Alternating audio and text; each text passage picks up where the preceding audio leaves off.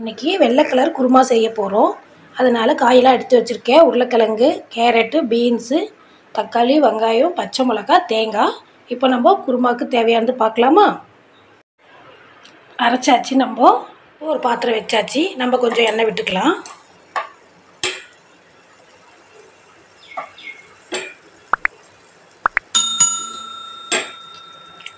போதும்.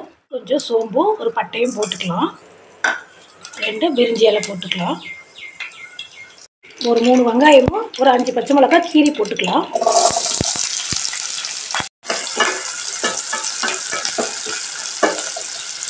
இப்போ தக்காளி சேர்த்துக்கலாம். வச்சுருக்கோம், அதையும் சேர்த்துக்கலாம். தேவையான உப்பு போட்டுக்கலாம். அவ்வளோதான். இது ஒரு கலரி கொஞ்ச நேரம் மூடி வைக்கலாம். கலரியாச்சு. நம்ம காய் கொஞ்சம் வேக வைக்கலாம். அதனால கொஞ்சம் மூடி போட்டு வச்சுருவோம். தேங்காய் அரைச்சதில் கொஞ்சம் போல் நான் மஞ்சள் தூள் போட்டிருக்கேன். இப்போ கொஞ்சம் கரம் மசாலா போட்டுக்கலாம். கொஞ்சம் போல், ரொம்ப வேணாம், கலர் மாறிடும். இப்போ ஓப்பன் பண்ணி பார்க்கலாம்.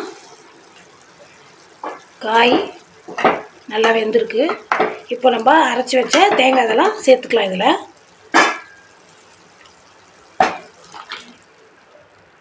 இது கூட கொஞ்சம் தண்ணியும் சேர்த்துக்கலாம்.